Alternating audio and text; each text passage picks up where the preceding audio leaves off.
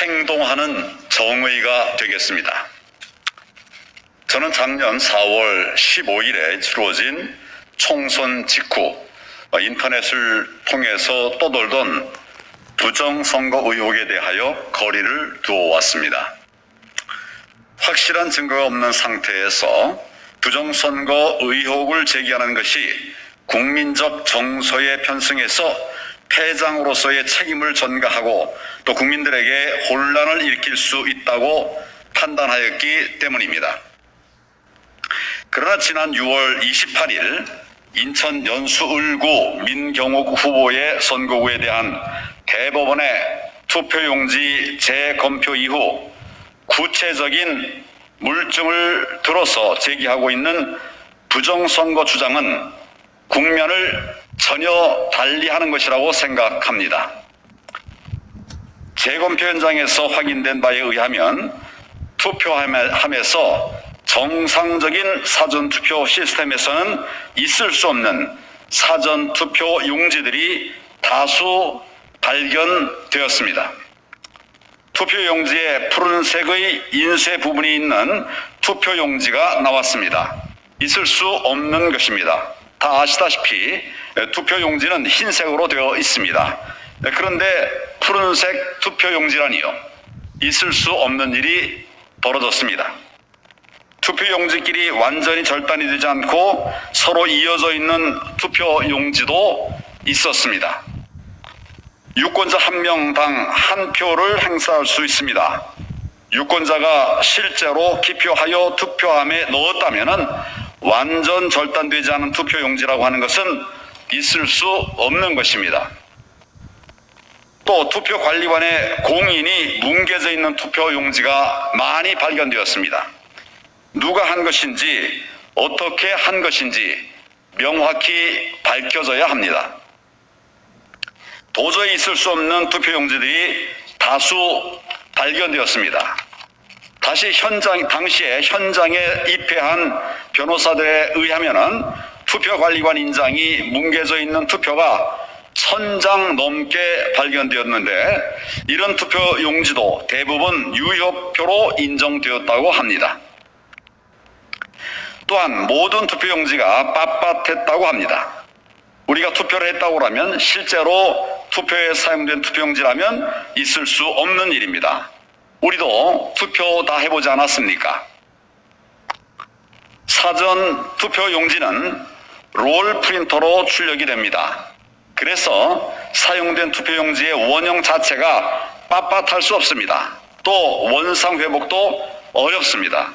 그런데 당시 사용되었던 투표용지가 모두 빳빳했다고 합니다. 이것도 있을 수 없는 일입니다.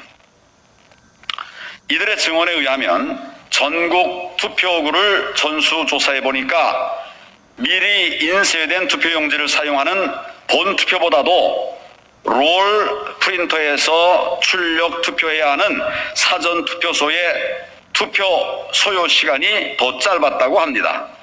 있을 수 없는 일입니다. 사전 투표지를 출력하는 데만 해도 20초가 넘게 걸리는데 일부 지역의 경우에는 실제로는 한 표당 투표 소요 시간이 평균 4.7초로 나왔고 또 개표 마지막 30분의 경우에는 마지막 3시간의 경우에는 한 표당 1.7초로 나왔다고 합니다. 모든 우편 배송 기록을 전수조사했더니 관내 사전투표의 경우에 배송 경로가 엉터리인 곳이 많았다고 합니다. 경주 투표소에서 울산 개표소로 가야 할 투표지가 강릉을 거쳐서 가기도 했다고 합니다. 20분 걸리는 지역구 우편 배송이 불과 1분 만에 이동된 것으로 기록된 그런 배송 기록이 발견되기도 했다고 합니다. 선거인 숫자보다 더 많은 투표인이 기록된 투표소도 다수 있었다고 합니다. 이들은 10여 개소를 지목하고 있습니다. 이 모두 있을 수 없는 일입니다. 투표용지 위조 또는 조작이 아니면 있을 수 없는 일입니다. 이 모두가 사전 투표에서 유독 나온 결과입니다. 당시 이를 확인한 선관위는 즉시 진상조사에 착수하는 것이 마땅함에도 재검표 후 지금까지 25일이 지난 지금까지도 아무런 움직임이 보이지 않고 있습니다. 묵과할 수 없는 일입니다. 우선 선관위에 촉구합니다. 첫째, 선거관리위원회는 위와 같은 투표용지의 정체가 무엇인지, 뭉개져 있는 투표용지의 공인은 누구의 것인지, 또 그 경위는 어떻게 된 것인지 즉시 밝히고 국민 앞에 명확히 설명해야 합니다. 둘째, 통합선거인 명부를 공개해야 합니다. 이를 공개해야 유령투표 여부를 밝힐 수 있을 거 아닙니까? 셋째, 선거관리위원회는 사전투표에 대한 통계학적인 의문이나 사전투표 소요 시간에 대한 의문 등 국민들이 제기하고 있는 합리적 의심에 대하여 명확히 해명을 해야 합니다. 대법원에도 촉구합니다. 첫째, 대법원도 위 수상한 투표용지의 유효성 여부에 관해서 조속히 판단해서 국민들께 알려드려야 합니다. 만에 하나 위와 같은 투표용지가 선거 결과에 영향을 미치지 않았다는 결론이 나온다 하더라도 앞으로 있을 선거에서 다시는 위와 같은 국민적 의혹이 생기지 않도록 분명한 법 개정과 입법 제도적 장치 마련 조치가 취해져야 합니다. 둘째, 선거 후 180일 이내에 처리하게 되어 있는 선거법 규정들을 왜 무시하고 총선 후 1년이 넘도록 선거 재판을 끌고 있는지 국민께 설명하고 사과해야 합니다. 법에는 분명히 180일 이내에 처리하게 되어 있습니다. 그런데 벌써 얼마가 지났습니까? 이 점에 대해서 설명하고 사과해야 합니다.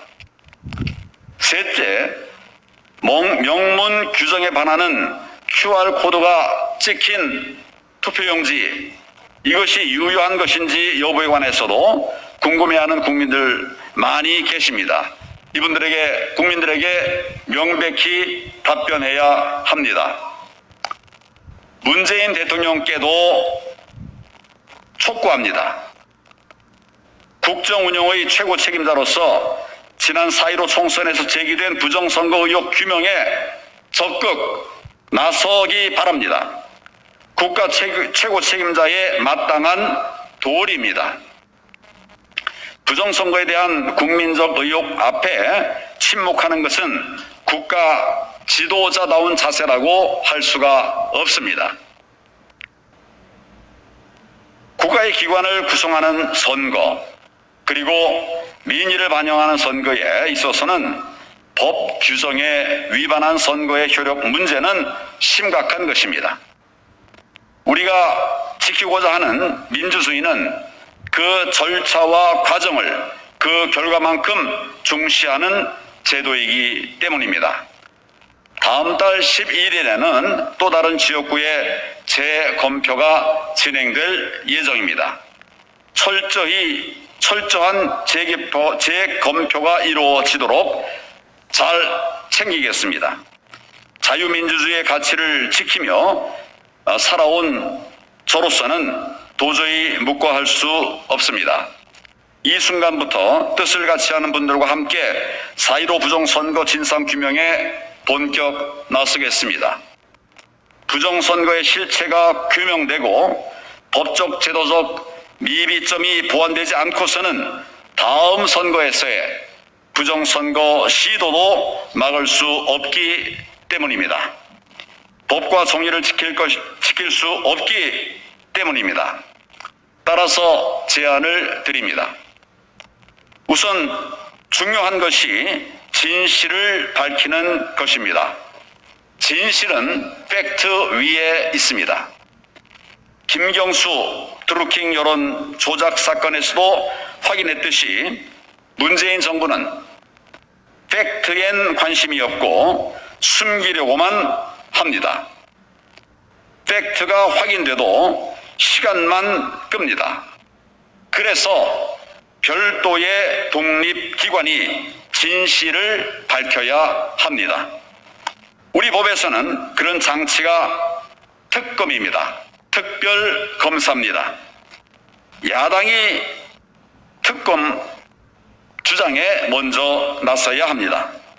국민의힘 김기현 원내대표께 당부드립니다. 지난 총선 부정선거 의혹을 전담할 특검을 제안해 주시고 또 관철시켜 주시기를 바랍니다. 이를 통해서 진실을 밝혀서 법치와 민주주의를 지켜나가 주시기를 바랍니다. 다가오는 대선이 또다시 불법 선거로 얼룩지지 않도록 할 수 있는 유일한 방법이 바로 특검이기 때문입니다. 여당도 당연히 이를 수용해야 합니다. 정정당당하게 대선에 임하고 올바른 국민의 심판을 받겠다는 생각이라면 말입니다. 그래야 여당이 정통성 논란에서 자유로울 수도 있습니다. 내년 대선이 미래지향적 경쟁의 장이 되기 위해서라도 정치적으로 중립적인 특검에 과거 의혹 조사를 맡겨야만 합니다. 여야 지도부에 간곡히 당부드립니다. 차기 정권이 늪에서 허우적거리지 않게 하기 위한 최선의 방책입니다. 특검 반드시 관철해서 국민들의 의혹을 해소시켜 드려야 합니다. 감사합니다.